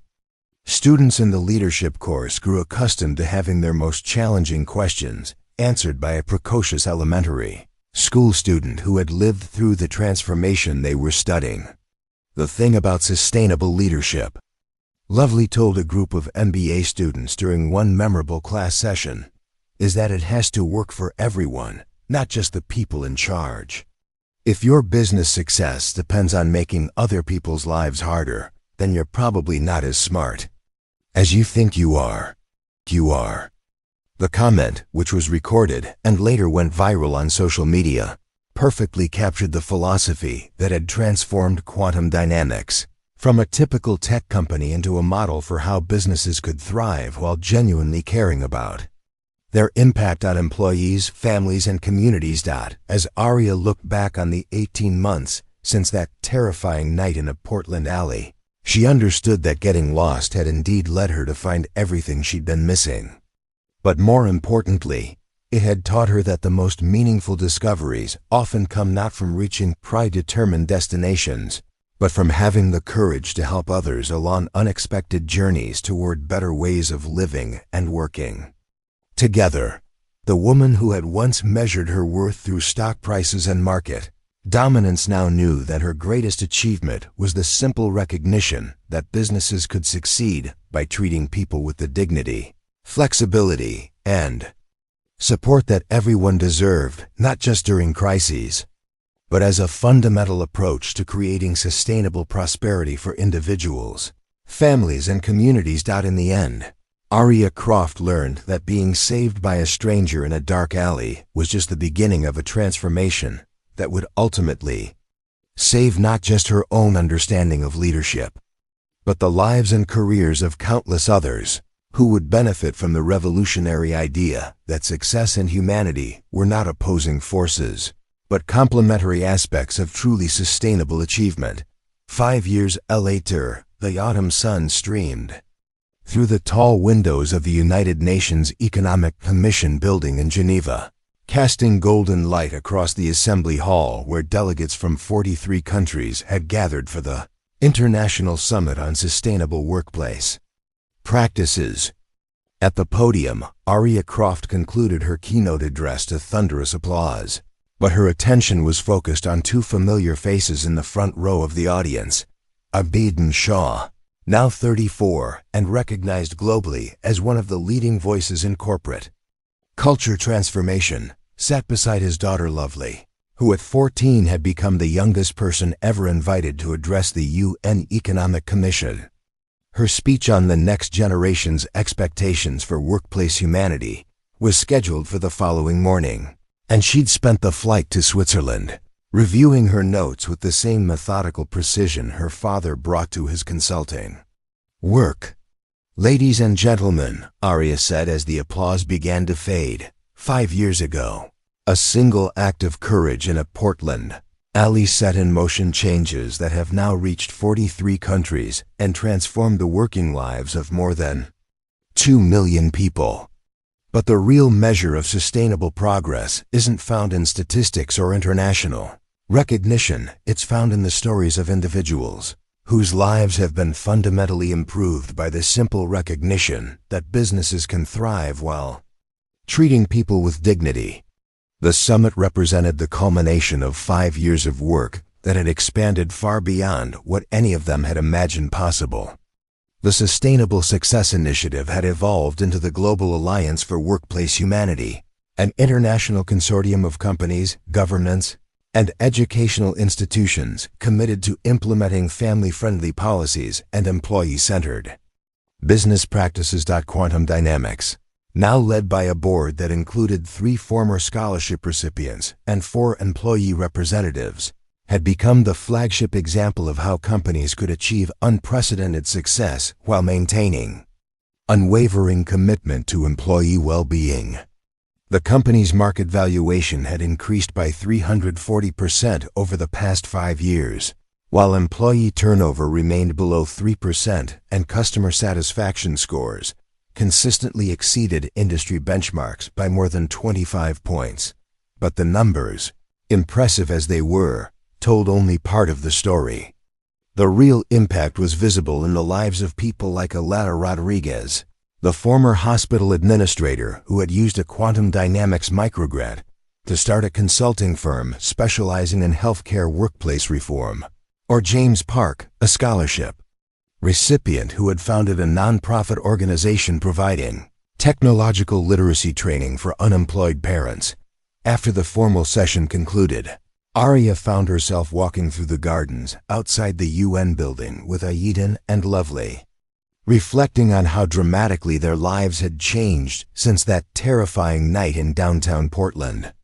Aiden had recently been appointed to the advisory board of the International Labor Organization, while maintaining his consulting practice and his part-time position at Portland General Hospital, a job he'd kept not from financial necessity, but because the night shift still allowed him to be present for Lovely's school activities, and because he'd grown to love the community of healthcare workers who had supported him during his most difficult years.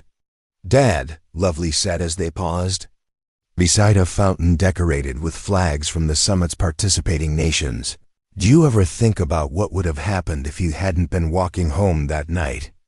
If you hadn't heard Ms. Aria calling for help?" Aiden considered the question seriously, as he always did when his daughter asked about the pivotal moments that had shaped their family's trajectory. "I think about it sometimes," he admitted. "But I've learned that the most important decisions aren't usually the dramatic ones that change everything in a single moment. They're the small, daily choices to help when we can, to treat people with kindness, and to believe that things can be better than they are." "That's very philosophical, Mr. Shaw," Aria said with a smile that carried 5 years of shared challenges and achievements. "But I think Lovely's asking whether you believe in fate or coincidence." "I believe in preparation meeting opportunity," Aiden replied.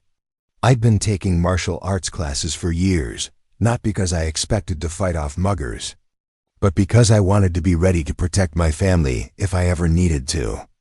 You were walking through that alley not because destiny brought us together, but because you'd made the choice to stay late at work trying to save your company.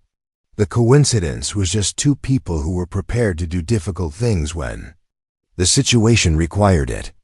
Lovely nodded thoughtfully, then looked at Arya with the penetrating gaze that had made her a favorite of business journalists and academic researchers studying generational attitudes toward work and family. Ms. Arya, when you speak at conferences, you always talk about that night as the moment everything changed. But what if it had been someone else who saved you? Someone who wasn't a fired employee with a brilliant daughter and revolutionary ideas about corporate culture.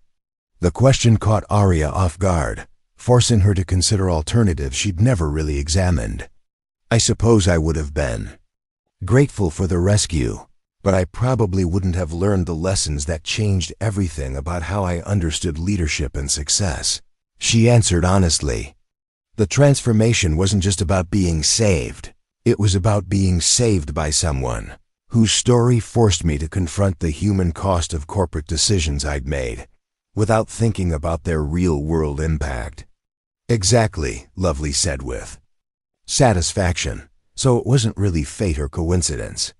It was about two people who were ready to learn from each other when they met. And that's what makes the work you're doing now so important. You're helping other people become ready to learn and change, even if they never experience a dramatic moment like yours. As they walked back toward the hotel where they were staying, Arya reflected on how Lovely Shaw had evolved from the precocious 8-year-old she'd first met into a thoughtful teenager whose insights often surpassed those of the business leaders and policy experts who sought her father's counsel. Lovely's juvenile arthritis remained well controlled, and she'd recently been accepted into an early admission program at Portland State University, where she planned to study environmental science with a focus on sustainable business practices. Speaking of learning and changing, Aiden said as they entered the hotel lobby, I got an interesting call this morning from the dean of the Harvard Business School.